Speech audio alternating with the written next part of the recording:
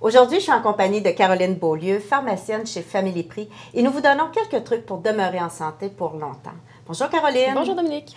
Caroline, plus on avance en âge, plus on est vulnérable. Par conséquent, plus on a de risques d'attraper différentes infections. Quels sont les meilleurs vaccins que nous devrions recevoir et vers quel âge? Il y en a trois, en fait, que je voudrais aborder. Le premier, ce serait celui contre le Zona, parce qu'on en entend de plus en plus parler, des campagnes de publicité aussi à la télévision. Donc, effectivement, qu'à partir de 60 ans, ce serait un vaccin qui serait recommandé, étant donné que c'est le virus de la varicelle qui est réactivé. C'est très douloureux, ça suit généralement un nerf, puis ça cause quand même des douleurs importantes là, aux gens qui en souffrent. Donc, de pouvoir prévenir cette maladie-là, c'est vraiment une bonne idée. Ensuite, il y a aussi le vaccin contre le pneumocoque qui prévient, dans le fond, la pneumonie à pneumocoque. C'est un vaccin qu'on peut recevoir à partir de 65 ans, qui est recommandé là, également, étant donné qu'on est plus vulnérable aux pneumonies. Puis, pas le plus important, mais le plus répandu, c'est celui contre l'influenza, la grippe, qui devrait être reçu annuellement, dans le fond, à partir de 60 ans. Plus on avance en âge également, on n'est plus à risque de tomber. Quels sont les meilleurs outils pour prévenir les chutes? Oui, en fait, pour rendre nos déplacements sécuritaires autant à la maison qu'à l'extérieur, si on a de la difficulté à la mobilité, c'est important de trouver des appuis en conséquence. Donc, le premier que je voulais vous parler, c'est la canne. La canne, ça enlève environ 15 là, en fait, ça apporte 15 là, de support à la personne qui l'utilise.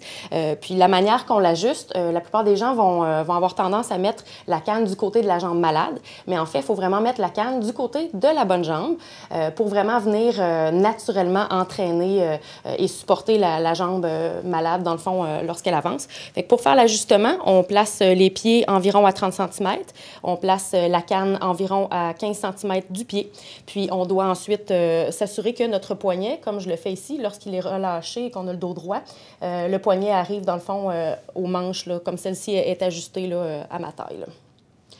C'est très important parce qu'on peut aggraver la blessure lorsqu'on n'utilise pas la canne de la bonne manière. Tout à fait. Ça peut créer des tensions au niveau de l'épaule ou ailleurs. Donc, il faut vraiment que ce soit ajusté à la bonne hauteur et utilisé du bon côté, donc du côté de la jambe saine.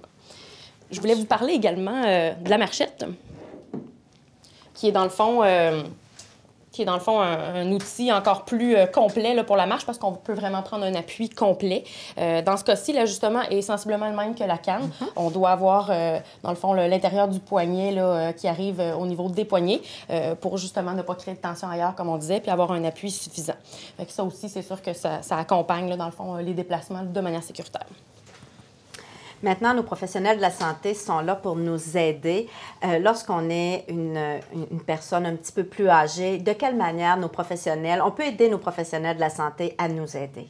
Bien, en fait, je vous dirais que la première chose, ce serait d'aller toujours à la même pharmacie. Parce que si on fait différentes pharmacies, ce que la plupart des gens, pas la plupart, mais ce que beaucoup de gens font, c'est qu'en fait, le pharmacien n'aura pas la totalité du dossier. Si on va pour un conseil pour un médicament de vente libre, par exemple, puis que le pharmacien n'a pas accès à la totalité de notre dossier, eh bien, on pourrait se faire conseiller des choses qui sont pas bonnes pour nous. Il pourrait y avoir des interactions là, entre les différents médicaments.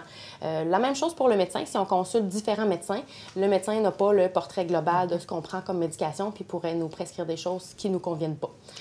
Et d'avoir le nom d'un de nos enfants dans le dossier, j'imagine que ça peut être aussi facilitant pour le professionnel de la santé? Oui, c'est entendu qu'il faut que la personne soit consentante puis qu'elle ait donné volontairement là, les coordonnées puis les noms de son enfant là, qui l'aide justement à gérer ses médicaments, puis effectivement que ça peut être un aide supplémentaire.